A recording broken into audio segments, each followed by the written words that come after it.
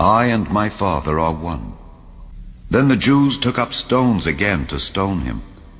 Jesus answered them, "Many good works have I showed you from my Father. For which of those works do ye stone me?" The Jews answered him, saying, "For a good work we stone thee not, but for blasphemy, and because that thou, being a man, makest thyself God." In the beginning was the Word, and the Word was with God, and the Word was God. And the Word was made flesh, and dwelt among us, and we beheld his glory, the glory as of the only begotten of the Father, full of grace and truth. Take heed therefore unto yourselves, and to all the flock, over the which the Holy Ghost hath made you overseers, to feed the church of God which he hath purchased with his own blood. How would you feel if someone said, "Hello, I am God"? Throughout history, lots of people have claimed to be a god, but they lived in cultures that believed in lots of gods. And although these gods were more powerful than humans, they had limits. So, for example, when the Roman emperor claimed to be a god, it was not a big deal. But when Jesus of Nazareth claimed to be God, things were quite different. Because Jesus didn't say he was just one of many gods. His claim was much, much bigger than that. He had the audacity to identify himself as the one true God of the universe. You see, Jesus was a Jew, and the Jewish conception of God was absolutely unique, unlike that of any other culture. Jews firmly believed there is only one God, and he alone is the perfect, all-powerful, all-knowing, uncreated ruler of all things. He is without beginning or end, and he alone created and sustains the entire universe. He is without limits, and he has no competition. So, when Jesus claimed all of this for himself, it's no surprise that he ignited a firestorm of opposition. No one had ever done this before. In fact, for the Jews, the very idea of God taking the form of a man simply did not exist. This concept is found nowhere in all of ancient Jewish literature. By claiming to be the God of the universe, Jesus created an identity crisis. Each of us must decide for ourselves, who was Jesus? Because if he's not God, how can we possibly explain his unprecedented claim?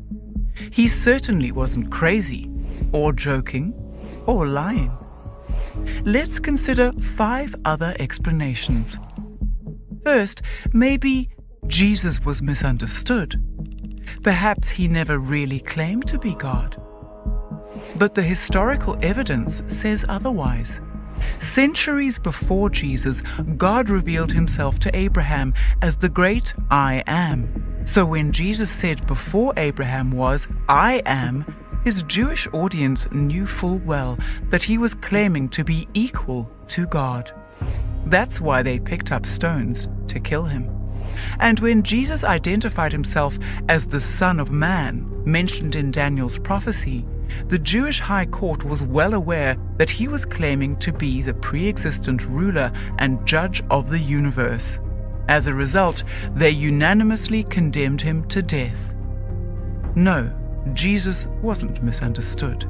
To the Jews, his claim to be God was unmistakable. But what about this? Maybe Jesus was a legend. In the first few centuries after the real Jesus lived, his followers invented the idea that Jesus was God. Is this valid? Was belief in the deity of Jesus added centuries later? Or did the very first Christians believe that Jesus was God? Again, the historical evidence speaks loud and clear. The earliest Christian writers made clear reference to Jesus who is our God, Jesus who is both God and man, Jesus who is not a mere man but was God. So the idea that Jesus of Nazareth is God was not invented after the Christian movement began. Not at all. Christians always believed it from the very start. So this explanation fails. But another way to try to make sense of Jesus' claim to be God is he was a clever political strategist. He falsely claimed to be God in the hope of focusing Jewish resistance against their Roman oppressors. However, in Jewish culture, claiming equality with God was not a good idea. In fact, it was a crime punishable by death. Jesus made it clear that he was not a political revolutionary, and the Roman government itself officially declared Jesus not guilty of inciting rebellion. So, this explanation doesn't work either. But is it plausible that the historical Jesus never even existed? No. In addition to the eyewitness testimony of the 4 earliest biographers, multiple Greek, Roman, and Jewish historians document the existence of Jesus, who is called Christ. In fact, there's as much documentary evidence for the existence of Jesus as there is for Julius Caesar. That's why the vast majority of New Testament scholars affirm that Jesus was an actual living, breathing, historical figure. For those who examine the evidence objectively, all of these explanations fall short. But for the open-minded, there's at least one other option to consider. Perhaps Jesus was who he claimed to be.